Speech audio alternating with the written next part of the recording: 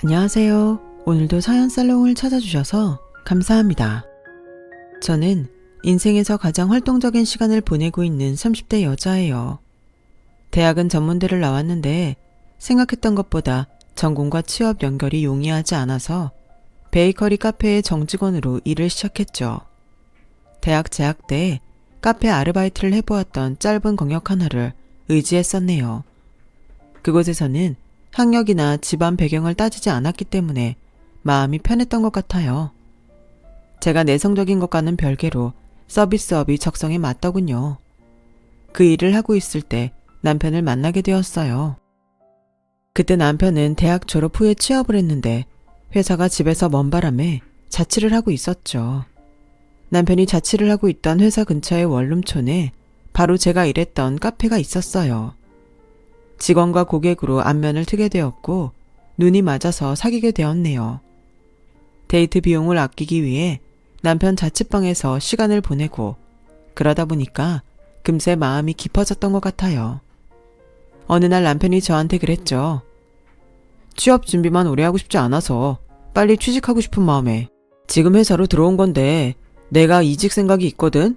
이직 성공해서 안정적으로 자리 잡고 나면 그때 너랑 결혼 얘기 나눴으면 좋겠어. 제가 얼마나 놀랐었는지 몰라요. 연애랑 결혼은 하늘과 땅 차이잖아요. 저는 남편을 만나면서도 제가 이 사람과 나중에 결혼을 하게 될 것이다. 이렇게 생각해 본 적은 없었어요. 언감생심 그런 욕심 따위는 부린 적이 없었던 거예요. 그래서 저는 농담으로나마 긍정의 답을 줄 수가 없어서 이직 성공하고 나면 그때 말하자면서 대화를 끊었어요. 제 반응에 남편은 당황한 눈치였는데 오히려 제가 승부욕에 불을 지른 걸 수도 있겠어요. 그 후로 남편이 자격증까지 따가면서 대박이직에 열을 올렸거든요.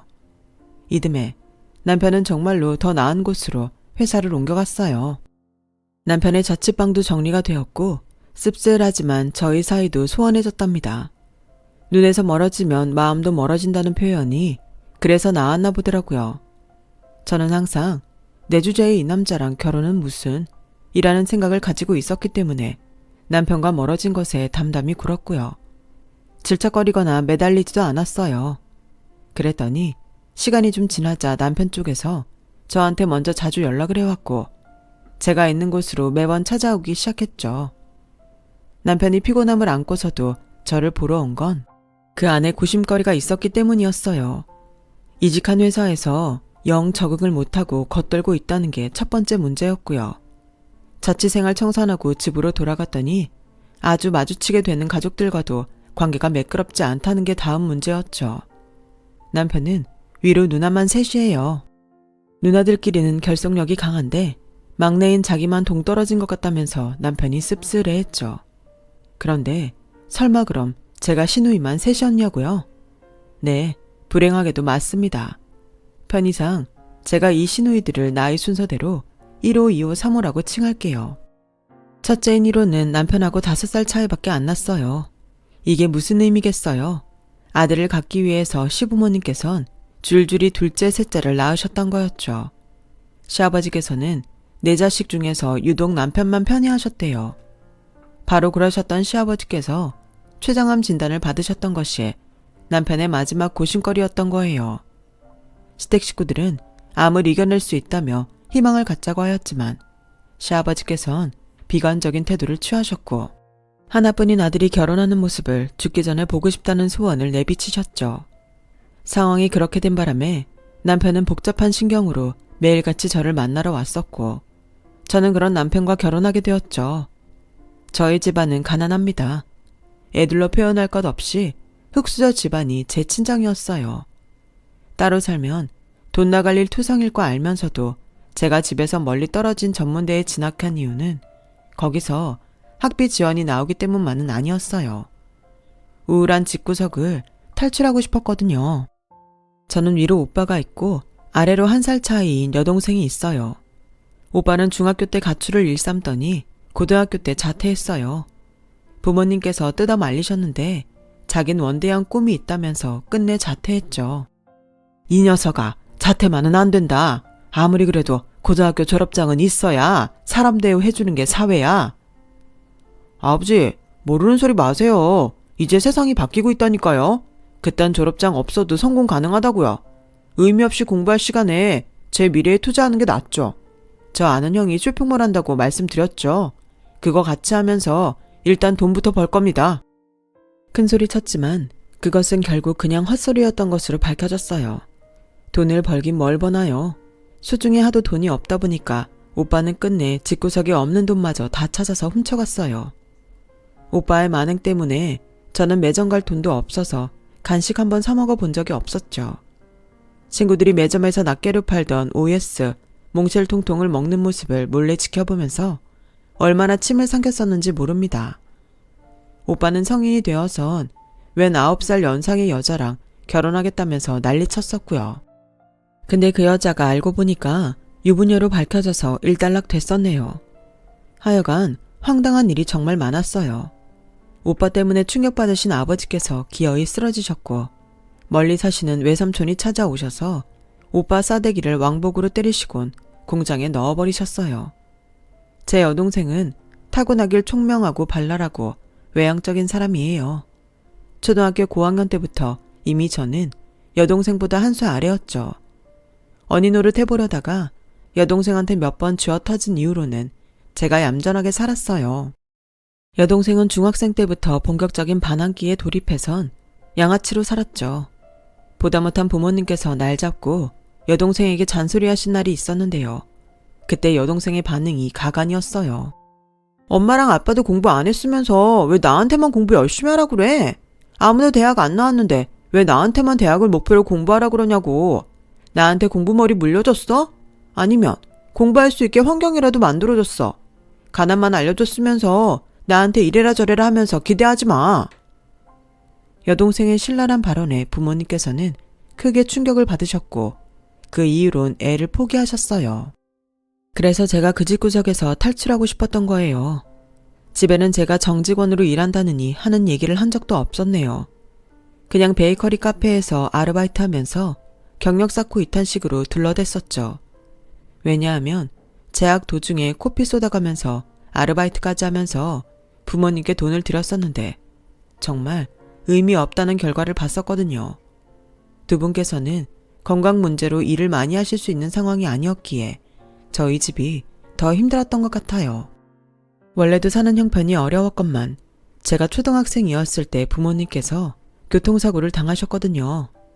그 여파로 엄마는 한쪽 다리를 절게 되셨어요. 아버지는 여러 차례 수술을 받으셔야 했고 몸이 쇠약해지셨죠.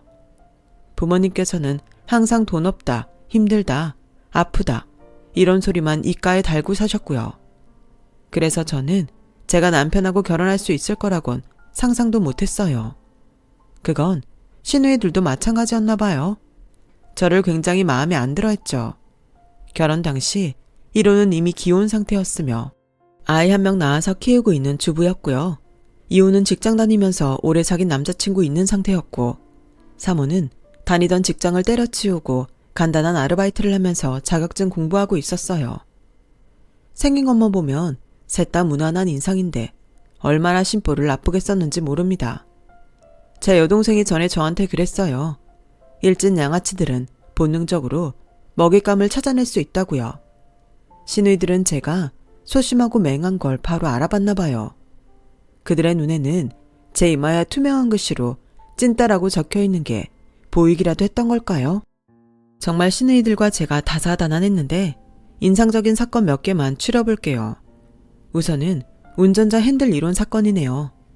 간단하게 진행되었던 상견례 자리가 마무리되었던 때 이호가 저한테 따라오더니 번호를 알려달라고 하더라고요. 남편을 통해서 받을 수도 있지만 친목 다지기 위해서 저한테 직접 물어보는 거라고 했어요. 저는 너무 기뻤죠. 누가 봐도 제가 훨씬 기우는 결혼이라서 주눅이 들어있었는데 시누이가 먼저 친근하게 나와주니까 고마웠어요. 저한테 말 놓겠다고 편하게 지내자고 하길래 저는 당연히 그러자 했고요. 그런데 제가 번호를 찍어주는 사이에 이호가 제잘제잘 떠들었죠. 벌써부터 반말이었네요. 어머님이 한쪽 다리가 불편하다는 것 정도만 알고 있었는데 아까 들어보니까 그게 교통사고 때문이었구나. 그래도 아버님 다리 안 절어서 다행이다. 그랬다면 신부 입장 때 곤란할 뻔했다. 그치? 네? 아, 워낙 큰 사고였어서요. 다행이라는 표현은 어떻게 가정해도 안 맞는 것 같아요. 아버님이 운전하신 거였다면서 원래 조수석에 있는 사람이 더 다친다? 왜 그런 줄 알아? 운전자가 자기 살라고 본능적으로 핸들을 왼쪽으로 틀어서 그런 거야. 그러면 자연스럽게 조수석이 조져지는 거지. 그 순간에는 상상도 못한 대화 주제에 머리가 어질어질해서 어영부영 상황을 모면하고 말았어요. 그런데 집에 와서 곱씹어보니까 이호의 발언이 너무 이상한 거예요. 분명한 무례였고 불쾌했어요. 결혼하고 신혼여행을 다녀왔을 때 이호한테 제가 그랬습니다. 아버지가 핸들을 튼 게 아니라 저희 차가 좌회전하는 와중에 오른쪽에서 오던 가해 차량이 직진하다가 조수석을 친 거라고요. 그랬더니 이호가 입을 떡 벌리면서 저한테 그랬죠. 어머나, 그 얘기를 왜 나한테 해? 내가 들어서 뭐 어쩌라고? 네? 저번에 저희 아버지 핸들을 틀었기 때문에 저희 엄마가 다치신 것처럼 말씀하셨잖아요. 그게 아무래도 마음에 걸려서 오해를 풀고 싶었어요.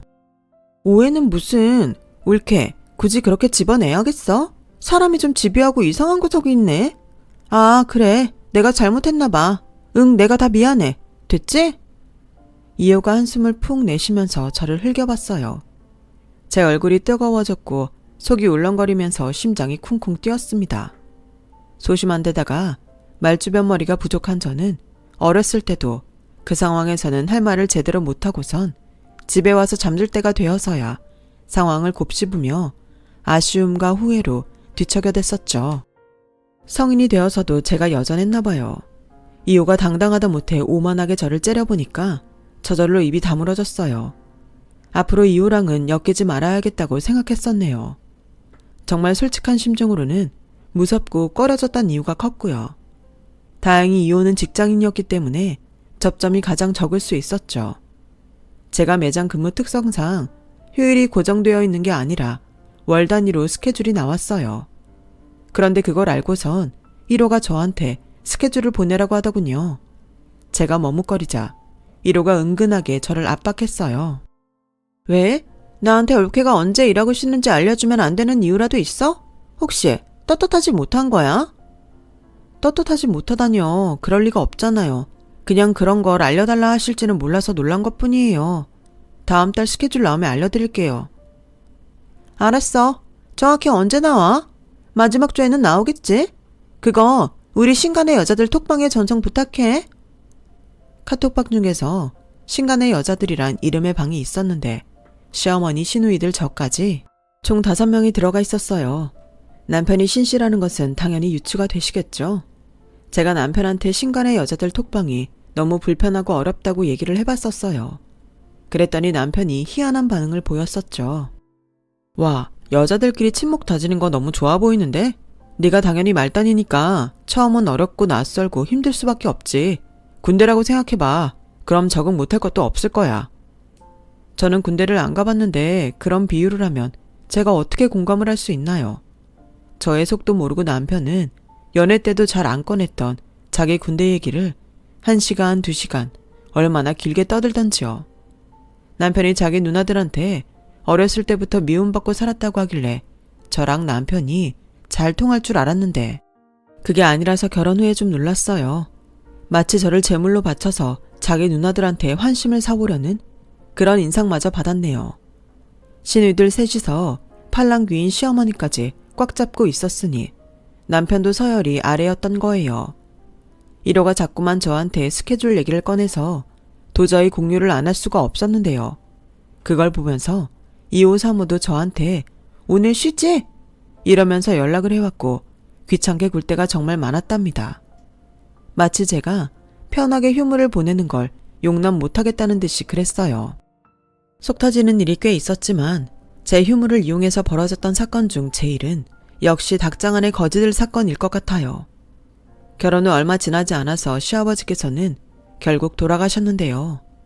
그 이후로 시어머니께서 우울하게 치과하고 계시는 걸 보기 힘들다면서 1호가 같이 드라이브를 가자고 그랬어요.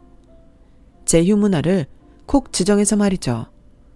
와, 스케줄이 공유되니까 핑계거리가 없더군요. 백수나 다름없었던 사모가 동참을 했고 총 4시서 차를 타고 떠났죠. 신상 베이커리 카페에 간 것까진 좋았어요. 제가 워낙 어렸을 때부터 빵에 관심이 많았고 카페 일을 하면서도 홈 베이킹 같은 걸 독학으로 조금씩 하고 있었거든요. 구경하는 건 즐거웠으나 역시 저는 꽂아 놓은 보릿자루였죠. 시어머니랑 1호, 3호는 끊이지 않고 대화를 해대는데 저는 방청객처럼 리액션만 하느라 바빴어요. 근데 갑자기 1호가 저한테 친정이 여기서 가까운 동네 아니냐고 물어보더라고요. 아니라고 거짓말은 할 수 없어서 맞다고 그랬죠. 그때 3호가 빵 먹다 말고 웃음을 터뜨렸어요. 인절미빵이라서 콩가루 다 저한테 튀고 아 올케 옷 다 버렸네. 미안. 갑자기 웃긴 게 생각나서 그랬어. 올케 친정집을 저번에 내가 듣고선 궁금해서 검색해봤었거든. 거기 주공 아파트였더라? 왜 주공 임대라는 단어를 빼고 알려줬던 거야? 올케 그렇게 안 봤는데 너무 깜찍하네. 입에 물고 태어난 게 흙수저라서 창피했죠요. 사모가 깔깔 웃으면서 신나게 말을 하는데 저는 기분이 착 가라앉았고 비약을 하자면 전신의 피가 차가워지는 느낌이었어요.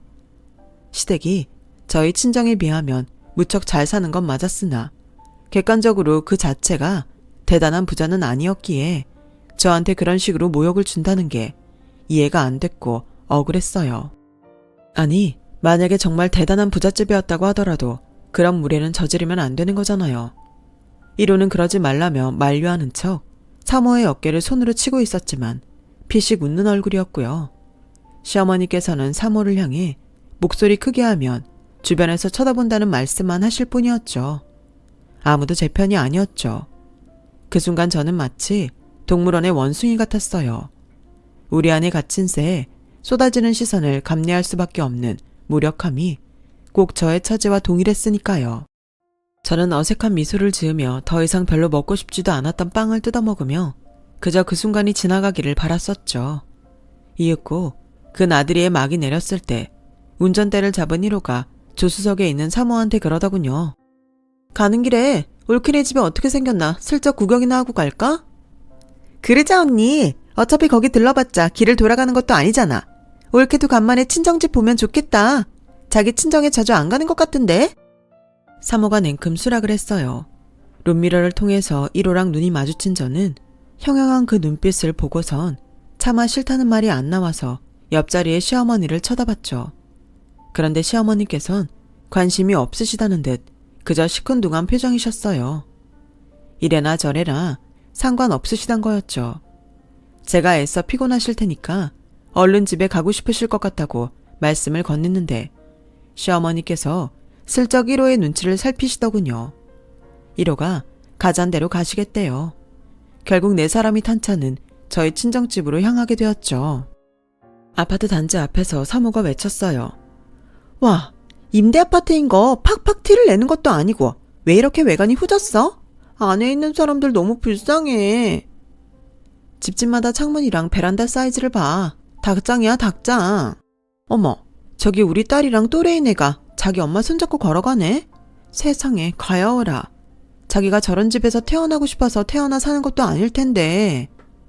아우 언니, 당연하지. 누가 닭장 안에 거지들 속에 섞여서 살고 싶겠어? 근데 올케네 집은 몇 동이야? 여기도 평수가 동마다 차이 나나? 혹시 이 중에서도 가장 좁은 닭장에서 산 거 아니겠지? 그러면 나 이제 올케 볼 때마다 눈물 나서 못 볼 수도 있어. 3호가 장난스럽게 손으로 눈가를 훔치는 신용을 했어요. 절대 울지도 않을 거면서 그렇게 행동을 하는 게 제 가슴을 후벼 팠죠. 진짜로 눈물이 날 뻔한 건 바로 저였네요. 도리 없이 눈시울이 뜨거워졌어요. 눈물을 참으려고 입술 꽉 깨물고 가만히 있었는데 1호가 룸미러로 저를 쳐다보느니 혀를 짧게 차면서 고개를 흔드는 거예요. 그래서 제가 확 터지고 말았어요. 지금 뭐 하시는 거예요? 계속 저 바보 만드시면 좋으세요. 닭장이라고요. 거지들이라고요. 그런 생각이 드셨다 하더라도 속으로만 생각하고 마셔야지. 당사자인 제 앞에서 굳이 말씀을 꺼내시는 이유가 뭐예요? 형님들 정말 너무하시네요. 저를 상대로 일제놀이 하시는 것 같아서 정말 참담합니다. 어머님도 계시는 상황에서 부끄럽지도 않으세요? 입술을 덜덜 떨면서도 할 말을 토해내고 말았어요. 차 안은 정적에 휩싸였고 시어머니께선 에구구 하는 소리를 내시더니 피곤하시단 느낌으로 눈을 감으셨네요. 이윽고 사모가 저를 향해 부드러운 목소리로 건넨 말이 가관이었어요. 옳게 가난한 배경이 그토록 상처였구나. 컴플렉스였구나. 살아온 게 이런 집이라서 많이 부끄러웠구나. 우리는 올케가 그런 거에 연연해 하는 사람인 줄 몰랐지 뭐야. 정말 미안해. 집안의 경제력도 그렇지만 식구들이 다 개판이라서 올케는 그런 쪽만 신경 쓰는 줄 알았어. 위아래로 다 망했잖아. 그런데 이제 보니까 가족들 문제뿐만 아니라 거주지 환경에도 예민했구나. 그래, 이제 알았으니까 우리가 조심하고 주의할게. 저희 오빠랑 여동생 둘 다 내세울 것 없이 변변치 않았던 건 맞아요. 하지만 사모의 입에서 그런 식으로 거론되니까 굉장히 불쾌했죠. 거기서 참으면 진짜 등신대는 것 같아서 제가 사모한테 비꼬지 말고 진지하게 사과하시라고 요구했어요. 그러자 1호랑 사모가 어이없단 시선을 자기들끼리 교환하더군요. 저는 재차 사과를 요구했는데 시어머니께서 지금 이러지 말고 다음에 제대로 정리하라고 하시면서 상황을 마무리 지었어요. 당신께서 해결할 테니까 일단 저한테 가만히 있으라고 하시길래 그렇게 했어요. 당연히 시어머니께서 시누이들을 따끔하게 혼내주실 걸로 알아들었던 거고요.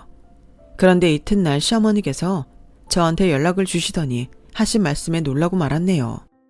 너무 서운해 말고 듣거라. 네가 우리 하나뿐인 아들한테 붙이기엔 격이 떨어지는 건 사실이잖니. 앞으로 주제 파악하고 더욱 조신하게 얌전하게 그리고 헌신적으로 우리한테 잘하면 될 일이야. 그러면 우리도 마음이 열릴 수 있겠지. 다 네가 어떻게 하느냐에 따라 달렸단다. 생각지도 못했던 내용이어서 제 말문이 막혔죠.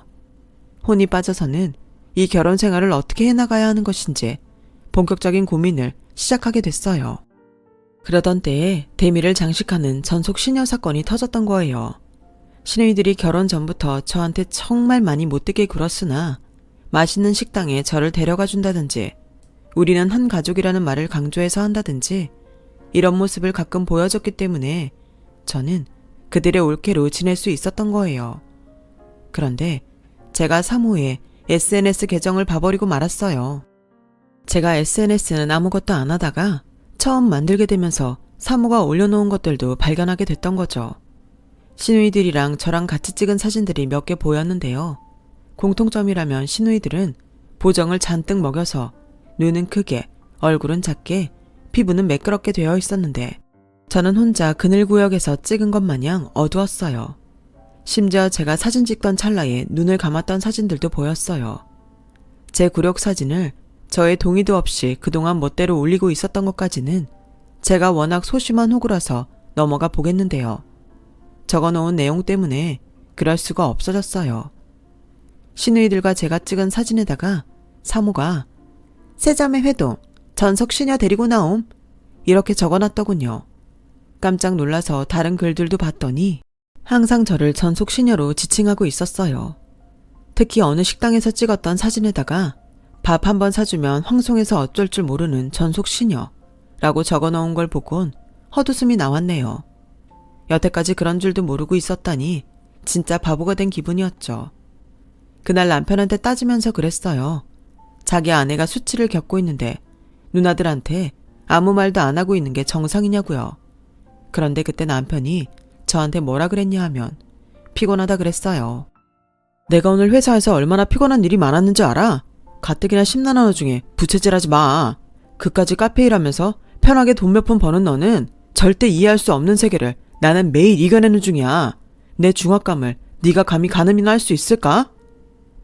남편의 반응에 서운함을 넘어선 묘한 감정이 들었던 것 같아요. 저를 피해서 남편은 하던 휴대폰을 내려놓고 씻으러 갔죠. 휴대폰 화면이 켜져 있길래 저도 모르게 얼른 그걸 집어들었어요. 화면이 켜지는 순간 휴대폰 잠금이 걸릴 테니 서두르고 말았던 거예요. 이상한 직감이 들고 있었죠.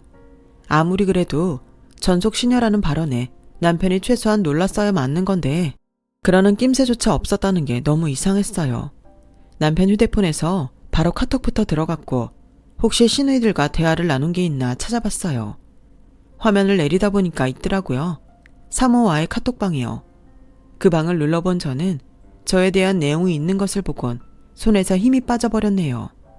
사모가 저랑 찍은 사진을 전송하면서 네 와이프 아님? 내 시녀임? 이렇게 썼는데 남편이 거기다 대고 웃는 이모티콘을 답장으로 보냈더군요. 남편은 다 알고 있었던 거예요. 제가 시녀 취급을 받는다는 것을요. 그 순간 저는 배신감을 느낀 게 아니라 외로움을 느꼈어요. 아, 나는 철저히 혼자였구나. 이런 생각이 들었죠.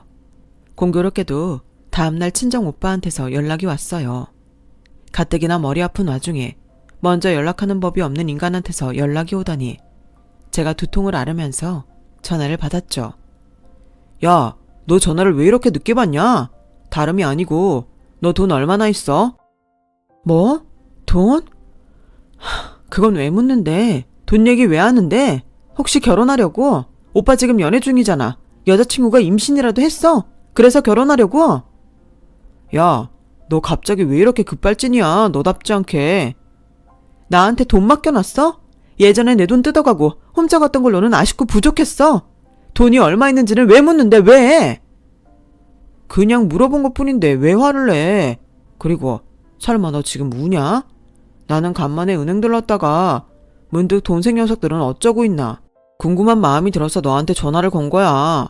너 무슨 일 있냐? 왜 날이 서 있어? 오빠가 언제부터 내 일에 신경 썼다고 그래? 나 결혼해서 어떻게 사는지 궁금해한 적 있어? 한 번이라도 물어본 적이 있었어? 나 지금 죽을 맛인데 왜 하필 이런 데에 안 하던 전화를 하고 지랄이야?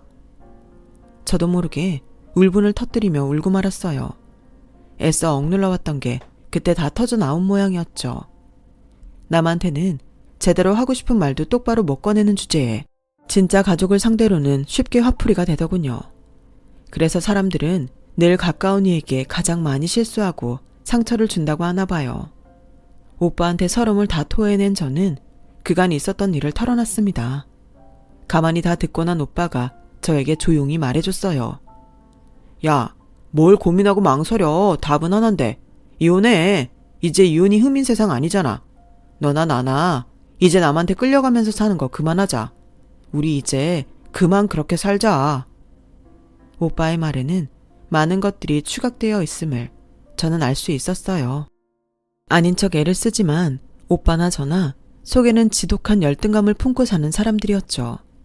한 가족이기에 저의 본질을 잘 알고 있는 오빠가 그렇게 말을 해주니 제 안에서 답답하게 뭉쳐있던 것들이 풀리더군요. 저는 부모님께 먼저 연락드려서 이혼할 거라고 했어요. 부모님께서는 제가 다신 이렇게 이익 많은 결혼을 하긴 쉽지 않을 거라며 걱정하셨죠. 제가 이렇게 답변드렸어요. 그럴지도 몰라요. 그런데 제가 꼭 다시 결혼이란 걸 해야만 할까요? 그러자 두 분 다 무척 놀라셨고 저를 설득하려 들지 않으셨어요. 남편에게 이혼하자 그랬고 허무하게도 단 이틀 만에 동의를 얻어낼 수 있었네요. 제가 솔직하게 남편한테 사모랑 나눈 카톡방을 봤다고 말을 했거든요. 그러자 남편도 결혼 생활을 이어가긴 힘들겠다고 판단한 모양이었어요. 시어머니께서는 고생 많았다는 짧은 말씀만 남겨주셨고요. 신혼집은 시댁의 지원으로 대출받아 마련한 것이었기에 저만 나가면 되는 것이었어요. 제 짐을 챙기던 날 오빠랑 오빠 친구랑 여동생이 와주었어요. 남편은 출근하고 없었고요. 그런데 짐을 거의 다 옮겼을 때 할 일 없는 사모가 왔습니다. 오빠랑 오빠 친구는 제 짐을 가지고 차에 실으러 주차장에 내려간 상태였죠. 본인 것만 챙긴 거 맞지? 혹시 물건 훔쳐가는 거 있을까봐 걱정돼서 왔어. 없는 형편에 보태 쓸 작정으로 챙겨갈 수도 있잖아. 사모의 조롱에 저는 그냥 피식 웃고 말았어요. 제가 무시하고선 가방을 챙기자 사모가 저한테 가까이 다가오면서 대인배처럼 말했어요. 우리 비록 짧은 인연이었지만 서로 좋게 추억하자. 심지어는 저한테 악수를 청하면서 오른손도 내밀었네요. 사람 복장 터지게 하는 그 행동에 제가 울분이 치밀고 있는데 여동생이 다가와서는 사모의 손을 탁 치면서 딱 한마디 했죠. 아가리. 짧은 한마디였는데도 의미가 전달되더군요. 아가리 닥치라는 의미였죠. 손을 얻어맞은 사모가 눈알을 부라리며 여동생을 쏘아봤어요. 그러자 여동생이 입모양으로 오 하면서 재밌다는 듯 사모의 시선에 응수하더군요. 몇 초 안 지나서 사모가 눈을 깔았어요. 시누이들의 일진놀이로는 감히 따라잡을 수 없는 진짜 배기 양아치 일진의 짙은 향기. 그게 제 여동생에게서 뿜어 나왔던 거겠죠.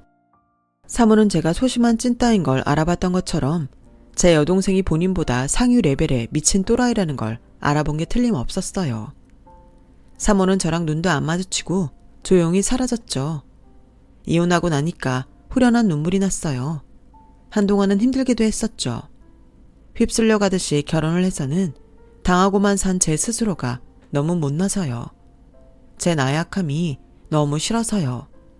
그런데 저에게 위로를 건넨 의외의 존재가 바로 오빠였어요. 돈을 모으다 보니까 지난 세월을 날린 게 미치게 후회되더라.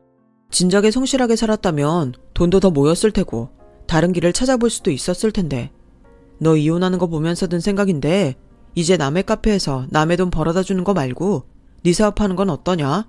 너 빵 만드는 것도 잘하고 바리스타 자격증도 있잖아. 네가 차려볼래? 네가 한다 그러면 내 전 재산 너한테 투자할게. 오빠 미쳤어? 그러다가 다 날리면 했다가 망해서 빚쟁이 되면 야, 있는 사람들이나 이러면 무섭고 절망하는 거지. 우리가 뭘 그런 걸 두려워하겠냐? 안 그러냐? 우린 이미 없이 사는 게 뭔지 너무나도 잘 아는 사람들인데. 갑자기 용기가 샘솟더군요. 이건 제 인생에서 들어본 적 없던 기회라는 직감이 들었어요. 오빠한테 솔직히 말했습니다. 제 가게 차려서 제가 운영해보고 싶은 욕심이 있다고요. 부모님께서는 말도 안 된다며 절대 안 된다고 반대하셨지만 여동생이 설득에 나섰네요.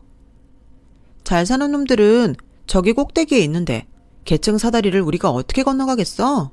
월급 받아서 우리 학력에 우리 경력에 고액 연봉은 말도 안 되지. 그런데 혹시 장사로 대박치면 그 사다리 우리가 건너갈 수도 있는 거야. 대기업 다니는 것보다 많이 벌 수 있다니까. 부모님께서는 대기업이라는 단어에 꽂혀서 넘어가셨어요. 오빠가 매장의 기반을 마련해줬고 준비 과정에서 오빠 친구들이 무일푼으로 일을 다 도와줬어요. 사실 저희 가족은 오빠 친구들을 옛날부터 싫어했거든요. 질 나쁜 무리라고. 그런데 의리는 참 좋더군요. 제가 돈을 챙겨주려고 해도 전부 다 거절했고 심지어는 개업 직전의 화분들까지 하나씩 보내왔어요. 그런 걸 보니까 제 오빠라는 인물도 다시 보이더라고요. 인망이 그렇게 좋은 줄은 몰랐네요. 가게 홍보하는 건 여동생이 도맡아서 해줬고요. 저는 여동생이 사지도 못할 명품 구경하고 짝퉁 기웃거리고 온갖 연예인 가십 다 깨고 있고 유명한 장소들 다 알고 있고 그런 거 알아둬서 대체 뭐 하나 싶었거든요. 닿지도 않을 이상을 그리며 허영심만 채워가는 것 같아서 여동생이 한심한 적도 있었고요. 그런데 유행의 흐름을 여동생이 환히 깨고 있어서 가게 홍보가 엄청 잘 될 수 있었어요. 정말 대단하더라고요. 여동생이 없었다면 저는 택배로 팔 제품을 만들지도 못했을 거예요. 솔직히 제가 보기에는 이게 그렇게까지 인기 많을 구운 과자인가 싶어서 의미 있는 것도 있었는데 여동생이 그걸 사진으로 찍어 올리니까 너무 그럴싸해 보이더라고요. 초기부터 미친 듯이 잘 팔렸어요. 제가 남을 따라한 게 아니고 스스로 개발한 레시피가 몇 개 있었는데 맛은 조금 어설플지라도 집에서 직접 만든 것 같은 정감이 묻어났거든요. 이게 제대로 먹혔어요. 단골 고객들이 형성되었고 이분들은 이내 충성 고객으로 전환되었죠. 힘들었던 결혼 생활은 어느덧 제 안에서 별거 아닌 과거가 되었어요. 저는 점점 더 제 자신이 좋아졌어요. 자신감이 생겨갔고요. 가족들에게 애정도 깊어졌죠.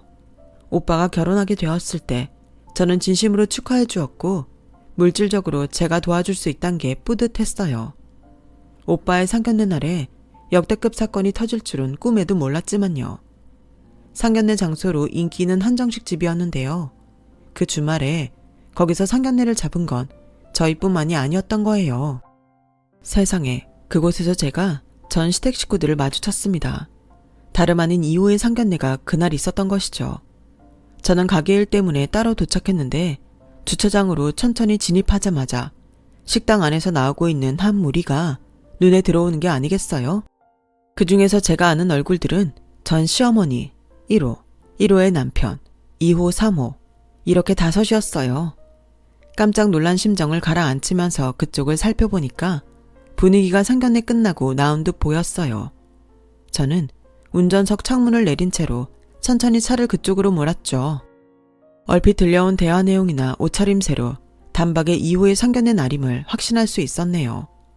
화기애애하게 인사들을 나누고 있는 현장 앞에서 브레이크를 밟은 제가 명랑한 목소리를 냈어요. 와, 이런 우연이 다 있네요. 그간 안녕하셨어요. 모두의 시선이 저에게 쏠렸죠. 예전 같았으면 저는 심장 떨려서 말을 더 못 이었을 텐데 제가 많이 달라져 있었네요. 경악한 전 시댁 식구들을 보니까 제법 즐겁기도 했고요.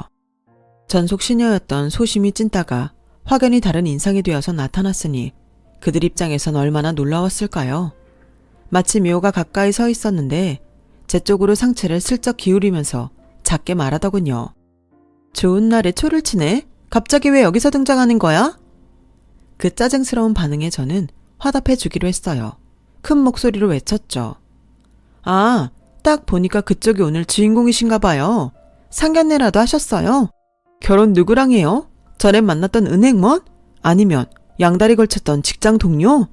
아, 고등학교 동창회에서 눈 맞은 상대도 있었죠?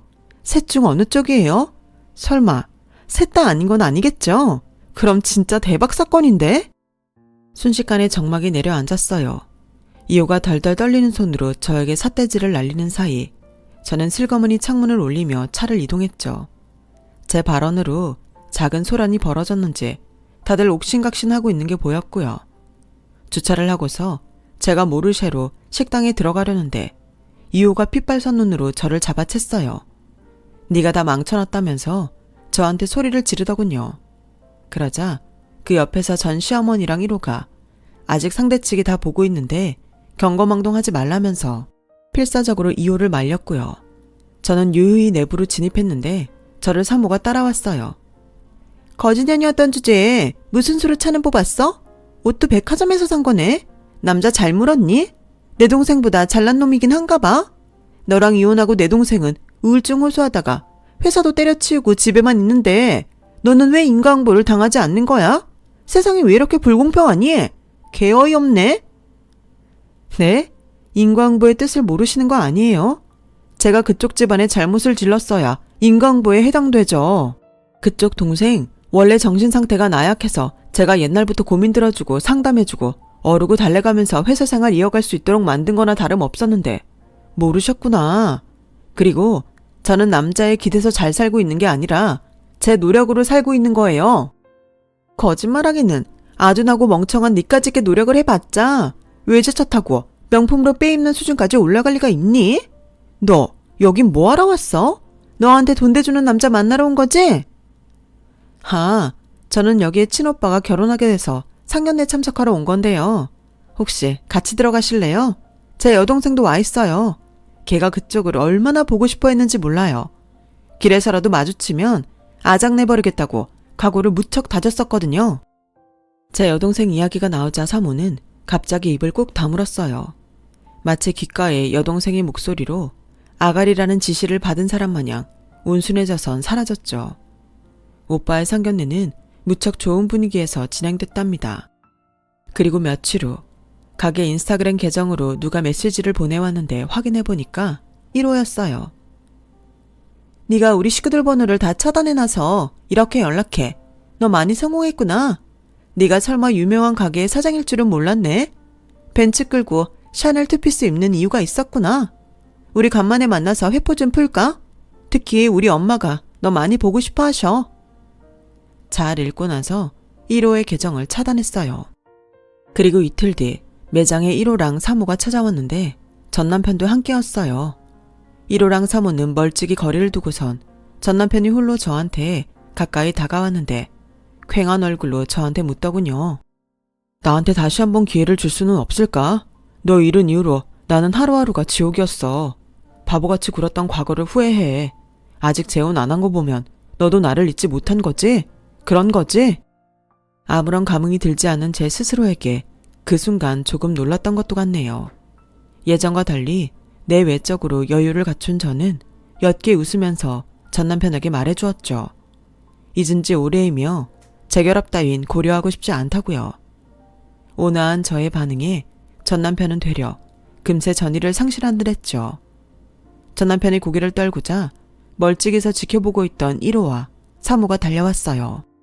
올케, 너무 냉정하게 끊어낼 건 없잖아. 다시 천천히 만나보면서 감정을 쌓아가면 안 될까?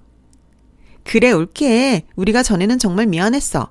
지난번에 식당에서 마주쳤을 때는 내가 완전히 올케한테 실수한 거고 판단 미스였어. 한 번만 너 그렇게 넘어가 줄 수는 없을까? 우리 다시 잘해보자. 응? 그건 안 되겠어요. 제가 속이 좁아서 너그럽게 굴 수가 없네요. 포용력이 부족한 게 아무래도 제가 흑수저 출신이라 그런 걸까요? 아, 닭장 같은 곳에서 오래 살았던 전적이 있어서 그 영향을 받았을 수도 있겠네요. 아무튼 흑수저 아물고 태어나신 분들께선 되도록 이런 저와 거리를 두고 살아가시는 게 나을 것 같아요. 제가 은은한 미소를 지으며 1호와 3호를 향해 말해주었고 금세 두 사람의 얼굴에 낭패감이 떠올랐죠. 쪽팔린 건 아는 모양이었어요.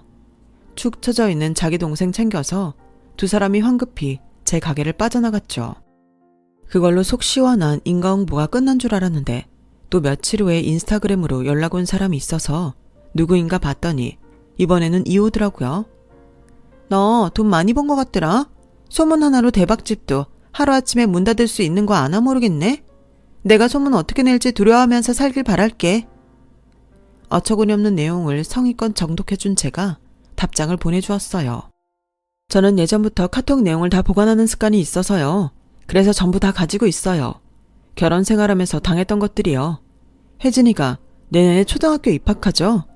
부디 자기 엄마랑 이모들이 어떤 인성을 지녔는지 혜진이가 몰라야 할 텐데 제가 그 동심을 끝까지 지켜줄 수 있기만을 바랄 뿐이에요.